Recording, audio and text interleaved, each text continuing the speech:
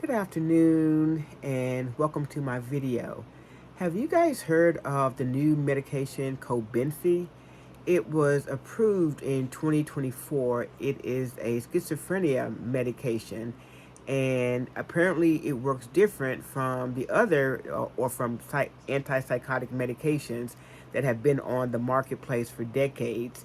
And from my understanding, it has yielded some really promising results. And the really great thing, not only has it yielded great results, but there are apparently much fewer side effects. So if you have a chronic illness or you have a loved one that has a chronic illness, I'm sure you're familiar with compliancy issues. Is that a word, compliancy? People just aren't compliant with taking their medications. Because sometimes people just don't like taking medications. A lot of times they can't remember to take their medications. That's why I have 5 kids, because I couldn't remember to take my medication. And then you got those nasty side effects.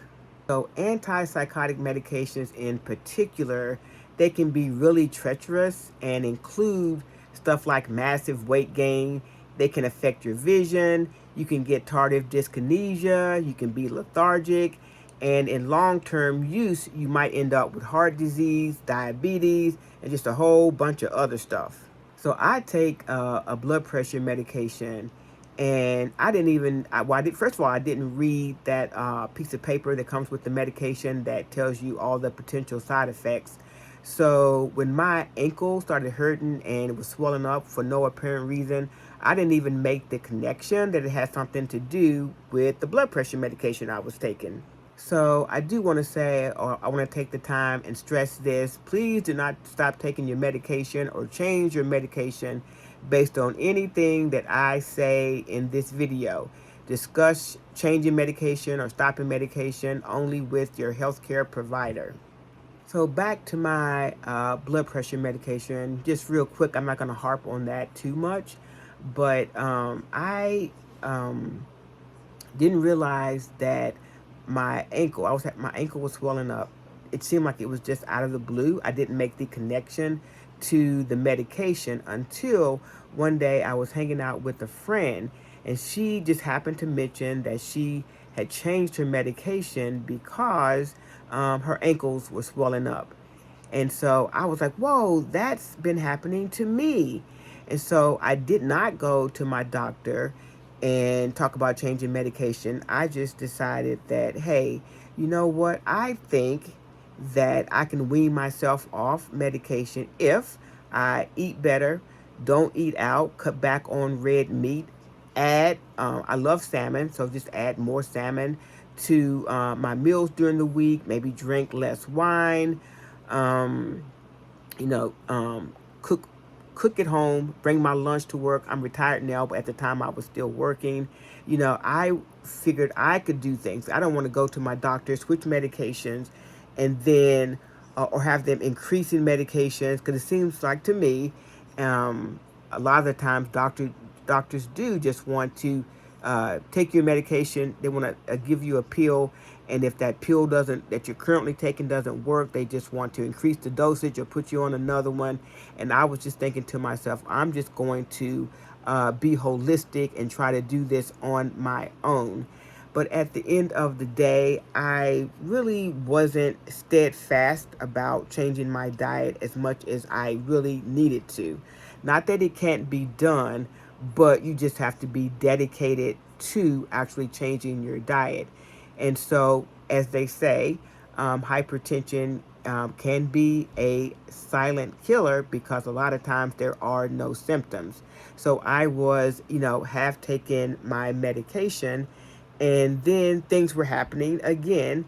And initially, I wasn't connecting it to the fact that I was not taking my medication consistently.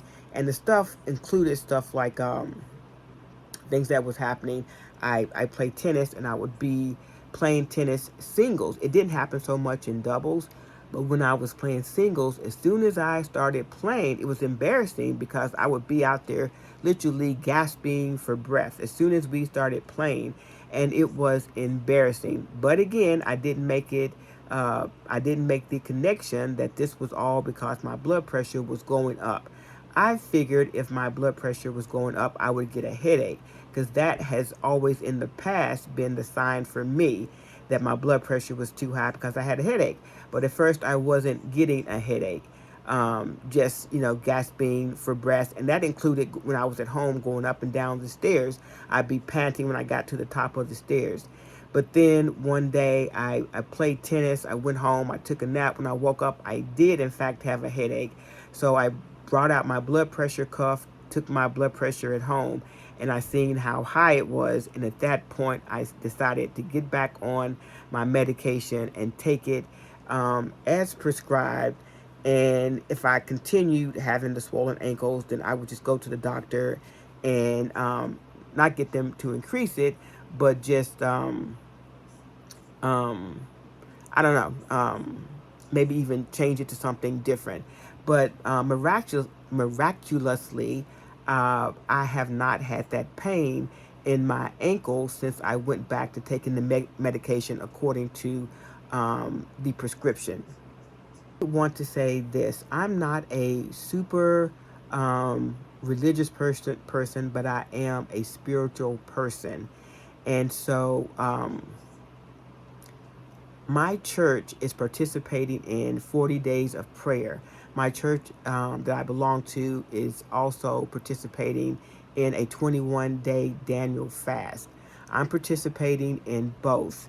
So, as part of this fast, we are supposed to be, versus focusing on food, we are supposed to be focusing on making room for God, getting close to God, fellowshipping with each other, fellowshipping with God, just trying to, you know, have a better relationship with God.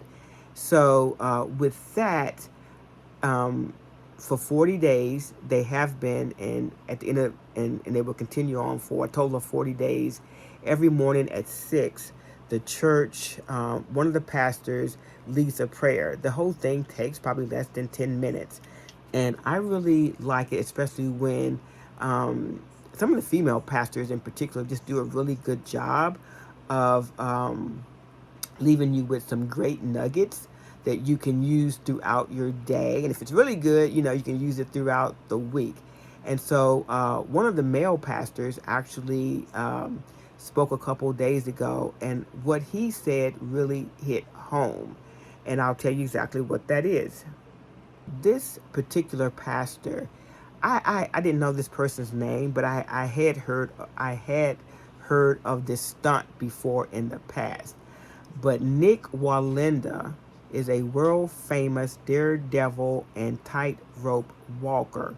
And in 2013, he walked on a tightrope across the Grand Canyon, and he was 1,500 feet above the Grand Canyon floor. He successfully did that, and then he did a whole bunch of other daredevil tricks too. So, but on this occasion, once he had successfully completed, getting to the other side, to the other end of the tightrope, the crowd went wild, and then he asked them if they believed he could use a wheelbarrow and walk back across the tightrope to the other side. And the people in the crowd said yes, they believed that he could do it. And so he said he was going to do it. And, he asked for a volunteer to get inside of the wheelbarrow. So even though, people in the crowd were excited and they said, we know you can do it. Yes, we know you can do it. When he asked somebody to volunteer to get inside, not surprisingly, there were no takers. Nobody wanted to get inside of the wheelbarrow. So even though they had said they trusted he could do it, they believed he could do it, at the same time, they did not apparently trust him enough to get inside of the wheelbarrow as he took it across to the other side. And I wouldn't have either. You know how people can be. They tend to talk the talk, but do they really walk the walk? A lot of times they don't, and nobody got in the wheelbarrow. And so the pastor was using this analogy to say, You should pray, have faith, believe, and trust that God will do what he says he's going to do, and he can make things happen. So I'm saying all this to say, I am saying all this to say, I have a loved one who is on probation because of an incident that happened in 2020. He was put on probation for 6 years, and his last year is this year.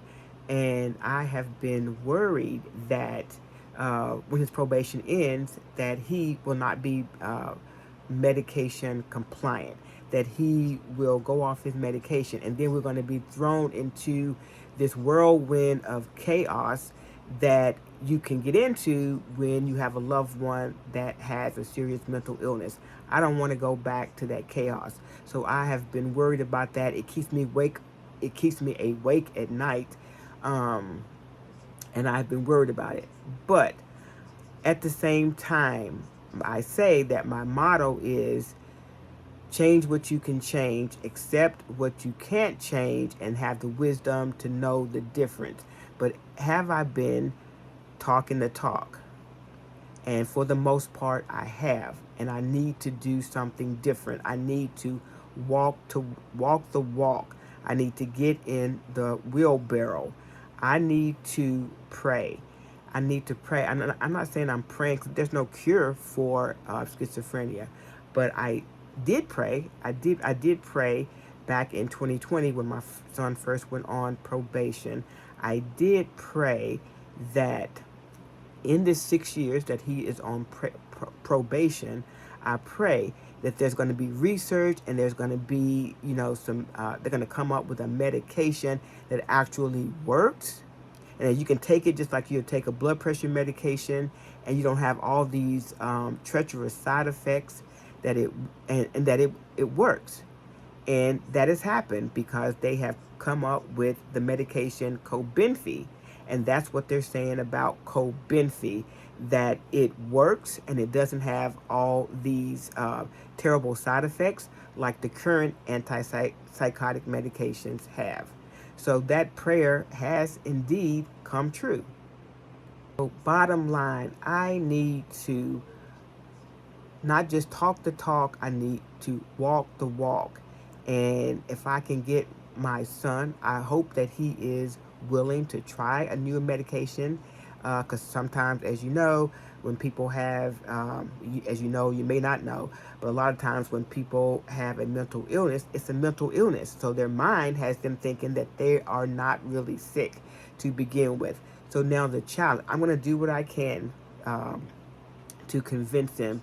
But for the most part, I'm just going to give it to God. I'm going to do my part. But other than that, I'm just going to have to get in the wheelbarrow and believe, trust and believe that God is going to answer my prayers and do what he says he's going to do.